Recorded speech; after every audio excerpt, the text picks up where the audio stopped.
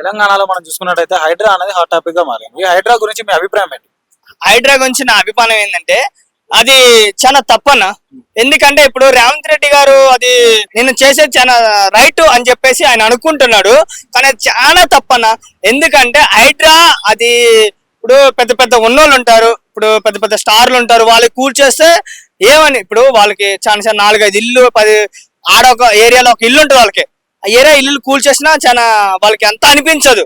ఇప్పుడు నాగార్జున సార్ ఉన్నాడు, కూల్చేశాడు, అది కూల్చేశారు మాదాపూర్ దగ్గర, ఆయనకి బాధ అనిపించిందా? బాధ అనిపించలేదు. ఇప్పుడు చిన్న చిన్న సేల్ రైతులు, కిరాణా షాపులు, చిన్న చిన్న రేకులు వేసుకొని ఉంటారు కదా, వాళ్ళని కూల్చేస్తే వాళ్ళకి వీళ్ళకేం వస్తుంది అన్న? వీళ్ళకేమి రాదు కదా.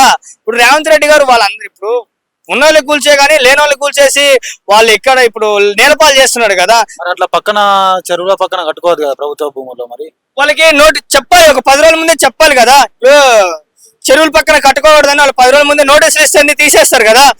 తర్వాత ఏదో ఒకటి వాళ్ళు నోటీసులు ఏదో ఒకటి తెచ్చుకుంటారు, పోలీస్ స్టేషన్కి వెళ్ళి ఇలా రిపోర్ట్ చేస్తారు, ఇలా కంప్లైంట్ పెడతారు, కంప్లైంట్ పెట్టి ఏదో ఒకటి చేసుకుంటారు కదా.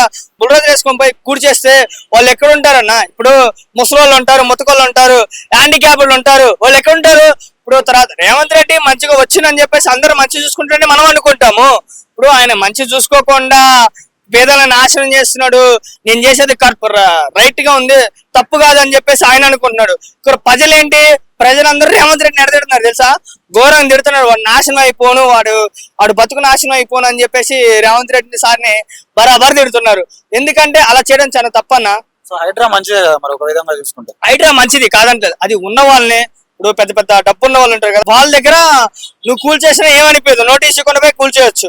అలాంటి చిన్నవాళ్ళు, పేదవాళ్ళు ఉంటారు, గరీబోళ్ళు ఉంటారు, వాళ్ళు వెళ్ళి నోటీసులు ఇవ్వండి, నోటీసులు ఇచ్చేసి ఈ వారంలో ఇది కూల్చేస్తాం, ఈ వారంలో ఇది కూల్చేస్తాం అని చెప్పేసి వాళ్ళకి నోటీసులు ఇస్తే సరే అని చెప్పేసి వాళ్ళు కూడా అక్కడ నుంచి సామాన్ అంతా తీసుకెళ్లి ఏరుసడు పెట్టుకుంటారు. చిన్న చిన్న కష్టాలు పడి ఫ్రిడ్జ్లు, టీవీలు అన్ని కొనుక్కుంటారు. వాళ్ళ కష్టప్రకారంగా ఎక్కడ ఎంత కష్టపడి ఎంత వాళ్ళకి వచ్చే రోజుకి 1000 రూపాయలు సంపాదిస్తారు, రోజుకి అయితే 500 సంపాదిస్తారు.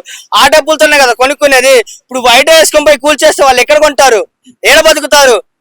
అదే ఉన్నోడు ఉన్నాడు అనుకో, అది కూల్చేసిన ఇంకోసారి తీసుకుంటాడు, ఇంకోసారి డబ్బులు తీసుకుంటాడు, డబ్బులు కొంటాడు, లోన్ వేసుకొని బ్యాంకులో లోన్ వేసుకొని మళ్ళీ ఇంకా ఏరేసాడు కొనుక్కుంటాడు. నేను లేనోడు ఏం చేస్తాడు? వాడి దగ్గర డబ్బు ఉండదు, ఏముండదు, ఒకటి రెక్కాడితే డొక్క అన్న వాళ్ళను బరాబర్ ఉంటారు. ఎందుకంటే నేను ఇలా కష్టపడితేనే నాకు రూపాయి వస్తుంది అనే వాళ్ళు ఉంటారు చాలా మంది. కానీ చాలా ఆలోచించారు రేవంత్ రెడ్డి గారు, ఆలోచించి పని చేయాలని చెప్పేసి నేను అనుకుంటున్నాను. సో సీఎం రేవంత్ రెడ్డి గారు తీసుకున్న నిర్ణయం సరైనదా కాదా? హైదరాబాద్ సరైనదే, కానీ పేదవాళ్ళు ఉంటారు కదా, వాళ్ళని కొద్దిగా ఆలోచించి వాళ్ళ దగ్గరకు వచ్చేసరికి ఆలోచించి కొద్దిగా తెలివిగా చేయాలని చెప్పేసి నేను అనుకుంటున్నాను. సో ఈ అక్రమ కట్టడాల్లో మనం చూసుకున్నట్టయితే రాజకీయ నాయకుల పాత్ర ఉందని కూడా మనం వింటున్నాం. సో రాజకీయ నాయకులను దాటుకున్న హైడ్రా ముందుకు పోతుందని మీరు అనుకుంటున్నారు?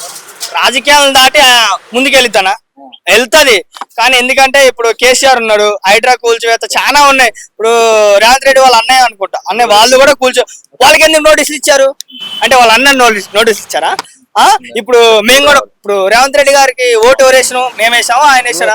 ఆయన కూడా వేసిండు ఓటు. మేము నా ఇంట్లో 10 ఓట్లు ఉన్నాయి, 10 ఓట్లు రేవంత్ రెడ్డికి వేసాం కదా, ఆయన వేసిండు. ఇప్పుడు మా గురించి ఆలోచించక మా అన్న గురించి అయితే నోటీసులు ఇచ్చిండు, మాకు కూడా నోటీసులు ఇవ్వాలి కదా 10 రోజులకే. ఇస్తేనే కదా ఏదని తెలిసింది. చిన్న చిన్న రైతులు ఉంటారు, చిన్న చిన్న వాళ్ళు ఉంటారు, గరీబోళ్ళు ఉంటారు, పిల్లలు ఉంటారు, ముసలోళ్ళు, ముతకలు అందరూ ఉంటారు. ఏంటి పరిస్థితి? వాళ్ళకైతే నోటీసులు ఇచ్చిండు, వాళ్ళ అన్నకైతే. ఇప్పుడు వీళ్ళకి కూడా ఇవ్వచ్చు కదా, ఇవ్వకుండా ఏందన్న పరిస్థితి? ఇప్పుడు అదే కేసీఆర్ ఉన్నాడు అనుకో, కేసీఆర్ ఉన్నంత కాలం ప్రజలైతే సుఖంగా బతికారన్న. సుఖంగా పడితే కేసీఆర్ గారు ఎందుకు ఓడిపోయారు?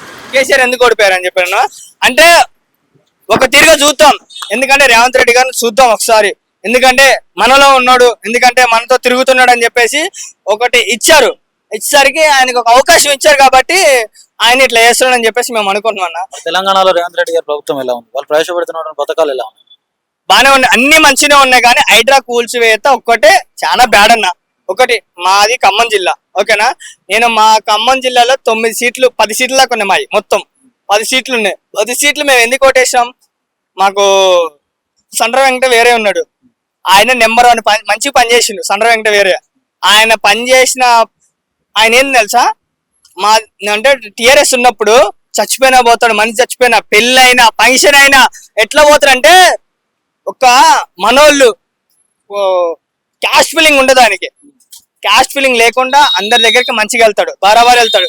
కానీ ఆయన కింద దాదాపు సత్తుపల్లి మొత్తం, ఖమ్మం జిల్లా మొత్తం సండ్ర వెంకట వేరే అంటే చచ్చిపోతారు బరాబర్, అంత మంచిగా పని చేస్తాడు. ఓకేనా, ఆయన కాదనుకొని ఆయనకు ఓటేస్తే ఇలా చేస్తున్నారని మేము అనుకుంటావా? ఇలా ఎందుకంటే చిన్న చిన్న ఇల్లులు ఇవన్నీ కూల్చేయడం ఎందుకు? చాలా మంది రోడ్లు ఏమైనా పడుతున్నారు, రోడ్లు అడుక్కుంటున్నారు, బట్టలు లేకుండా తిరుగుతున్నారు. ఏంటి ఈ పరిస్థితి? సో కేసీఆర్ గారి ప్రభుత్వం గతంలో ఎలా ఉండే, మరి ఇప్పుడున్న కాంగ్రెస్ ప్రభుత్వం ఎలా? కేసీఆర్ ఉన్నప్పుడు గతంలో హైలైట్ అన్న, తోపు కేసీఆర్. కేసీఆర్ కేటీఆర్ అంటే ఒక రేంజ్ లో తోపు.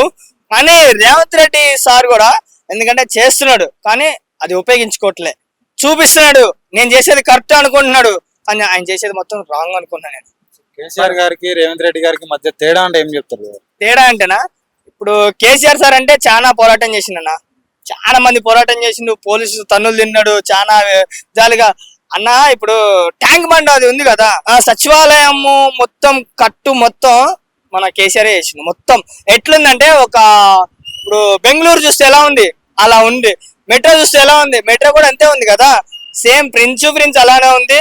ఎందుకంటే రేవంత్ రెడ్డి సారు బరాబర్ చెప్తున్నా, ఆయన ఇంకా అర్థం చేసుకుంటే మంచిగా అవ్వచ్చు అనుకోండి, ఇంకా మంచిగా చెయ్యొచ్చు బరాబర్. కానీ కేసీఆర్ ఉంది హైలైట్ అన్న.